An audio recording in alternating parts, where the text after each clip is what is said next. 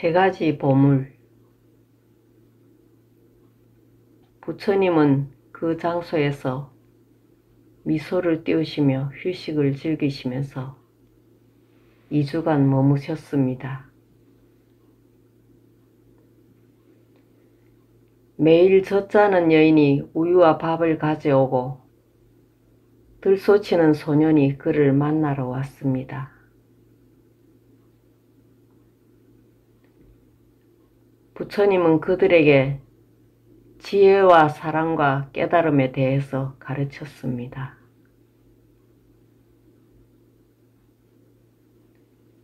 팔리어 경전에는 방호경이라고 부르는 경전이 있습니다. 그 경전은 들소치는 사람들이 알아야 될 11가지 기능에 대하여 열거하고 있는데, 예를 들어 자기 들소를 알아보는 것, 모기를 쫓기 위하여 연기를 피우는 법, 들소가 물을 건너도록 돕는 것, 마실 물과 먹을 풀이 넉넉한 곳을 찾는 것, 들소의 몸에 있는 상처를 보살피는 것 등입니다.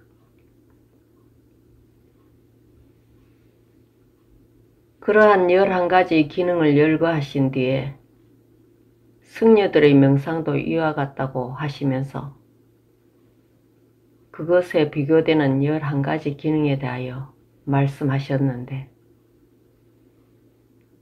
예를 들어 인간의 5가지 성분을 알아내는 것 등입니다.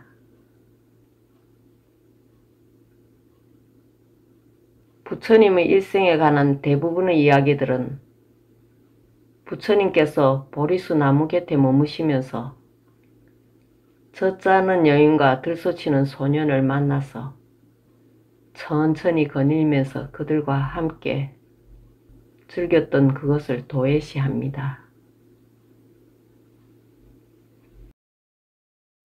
그러나 나는 그러한 일들이 이렇게 해서 일어났다고 확신합니다. 그렇지 않았다면 부처님께서 어떻게 방호경에 대해서 말씀하실 수 있으셨을까요?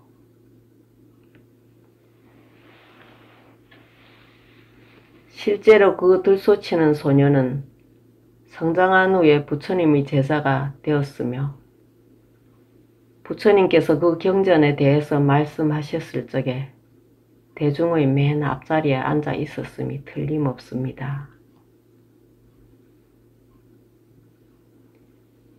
2주일 후 부처님은 보리수 아래 그의 자리에서 일어나 지혜와 자비를 다른 이들과 함께 나누어야 함을 자각하셨습니다.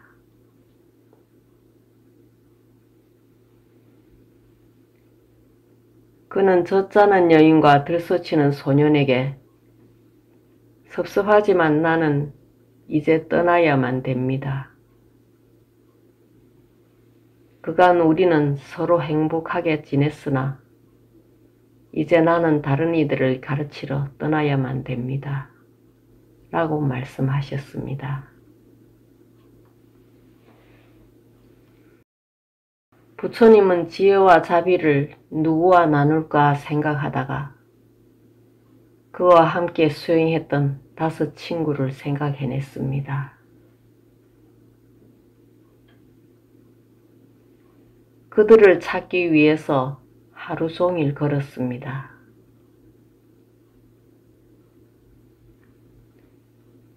부처님은 그들이 있는 곳에 도달했을 때 그들은 방금 오후의 자선을 끝마친 뒤였습니다. 그들은 자선을 많이 했습니다. 당신이 상상할 수 있듯이 그들은 바짝 말랐습니다.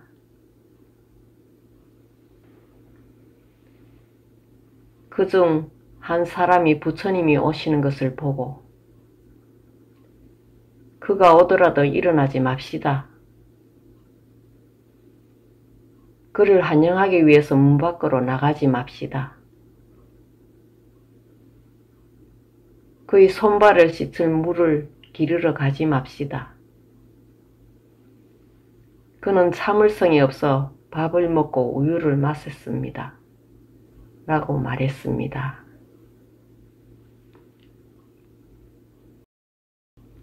그러나 그가 도착했을 때 그의 모습은 너무나 보기가 좋고 평화스러웠으므로 그들은 그들 스스로 일어나서 그가 손발을 씻을 물을 길어오고 그리고 제일 좋은 자리에 모셨습니다.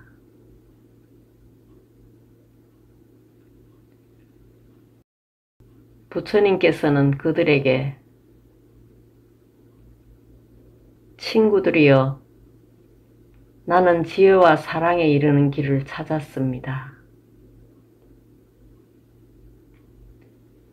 모두 여기에 앉으십시오. 내가 그 길을 당신들에게 가르쳐 드리리다. 라고 말씀하셨습니다. 그들은 처음엔 믿지 않았습니다. 시달타여, 우리가 함께 수행하는 동안 당신은 밥을 먹고 우유를 마셨습니다. 그런데 어떻게 완벽하게 깨달은 사람이 될 수 있을까요? 우리는 믿을 수 없으니 얘기해 주십시오. 라고 말했습니다. 부처님께서는 친구들이여, 내가 거짓말을 한 적이 있습니까? 라고 물으셨습니다.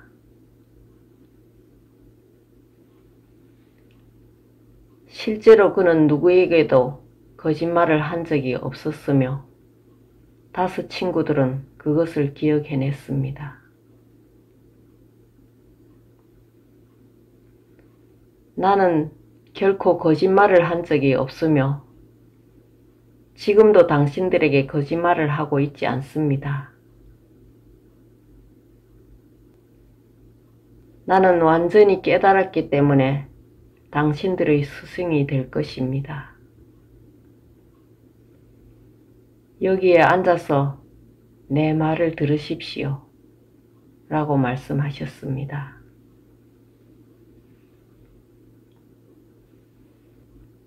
그런 후에 그 다섯 친구들이 앉아서 그의 말씀을 들었습니다. 그때 부처님은 어른을 위한 첫 번째 설법을 하셨습니다.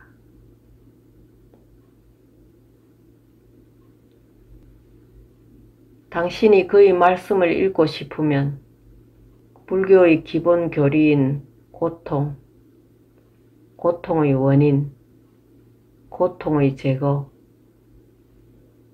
그리고 그렇게 할 수 있는 방법에 대한 것을 설명하는 훌륭한 경전들이 있습니다.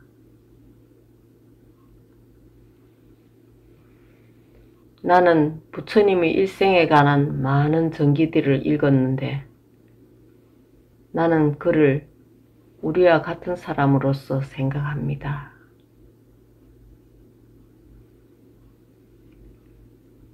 때때로 화가들은 부처님을 인간으로 알아보기 힘들게 그려놓았습니다.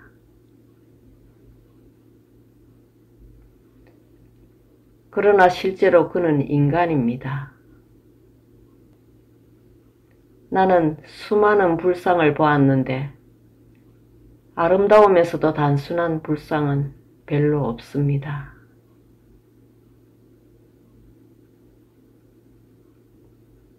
만일 당신이 부처님을 그리고 싶으면 앉아서 5분이나 10분간 웃으면서 숨을 쉰 다음 펜을 들어 부처님을 그리십시오. 그런 다음 아주 단순한 부처님, 미소를 띄우신 아름다우면서도 단순한 부처님을 그리십시오. 그리고 할 수 있다면 부처님과 함께 앉아있는 어린이들도 그리십시오.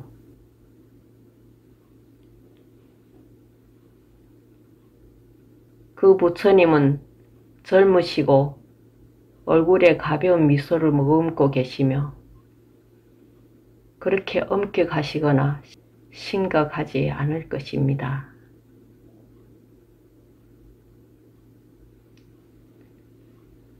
우리는 이러한 방향으로 가야만 하며 그 까닭은 우리가 부처님을 바라볼 때 들소치는 소년이나 젖자는 여인처럼 부처님을 좋아하게 되어야 하기 때문입니다.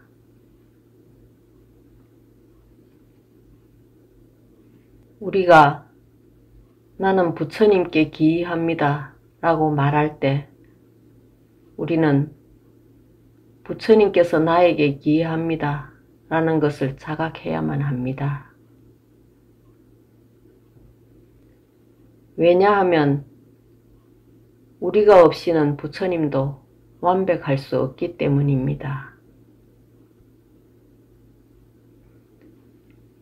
깨달음과 지혜와 사랑이 개념이 아닌 실제적인 것이 되기 위해서 부처님은 우리를 필요로 합니다.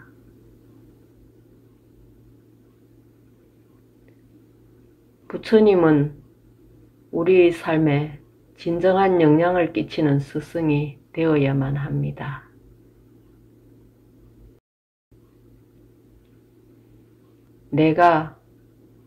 나는 부처님께 기이합니다 라고 할 적에 나는 부처님께서 나에게 기이합니다 라는 것을 듣습니다. 나무나 다른 여러가지 식물을 심는 일에 관한 노래가 있습니다. 나는 내 자신을 땅에 맡기고 땅은 그 자신을 나에게 맡깁니다.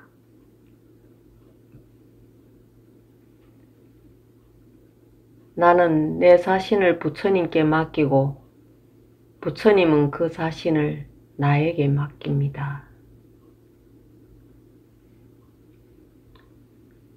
나는 내 자신을 땅에 맡깁니다는 나는 부처님께 기이합니다라는 것과 같습니다.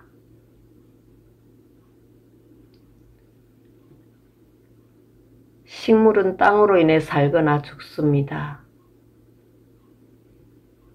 식물은 땅의 그 흙에 귀의를 합니다. 그러나 땅은 그 자체를 초목에게 내맡기니 나무잎들이 떨어져서 썩으면 땅이 더욱 비옥하기 때문입니다.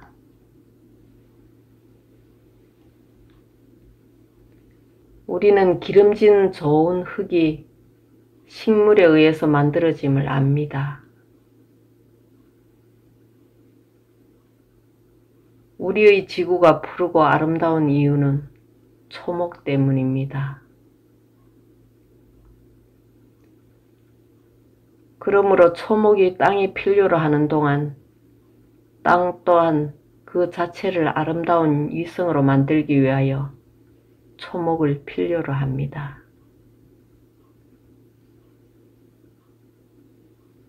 그러므로 우리가 나는 내 자신을 땅에 맡깁니다 라고 말할 때 이 나, 즉 식물은 땅이 그 자신을 나에게 맡깁니다 라는 구절을 들어야만 합니다.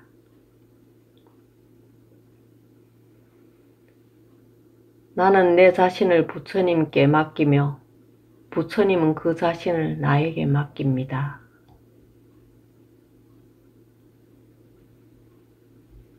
그러한 석가모니 부처님의 지혜와 이해 그리고 사랑이 이 생을 다시 살도록 하기 위해서 우리에게 필요함은 분명합니다. 그러므로 우리는 매우 중요한 과제를 지니고 있는데 그것은 즉 깨달음을 실현하고 자비를 실천하며 지혜를 실현하는 것입니다.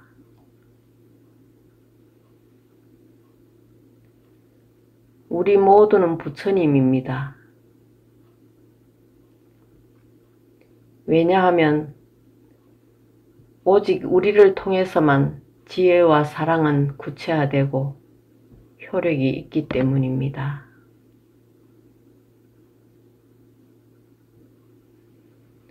틱탄바는 많은 사람들을 도우려는 노력 속에서 죽었습니다. 그는 참으로 훌륭한 불교도였으며 또한 훌륭한 부처님이었습니다.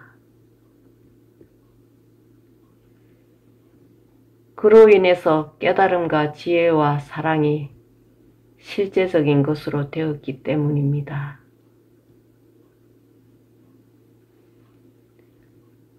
그러므로 우리는 불신, 즉 범어로 부탁하야라고 부릅니다.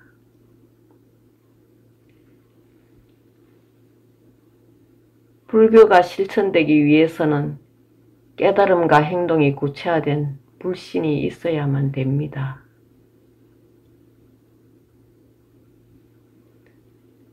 그렇지 않고서는 불교는 단지 말에 불과합니다. 틱탄바는 하나의 불신이었습니다. 석가모니도 하나의 불신이었습니다.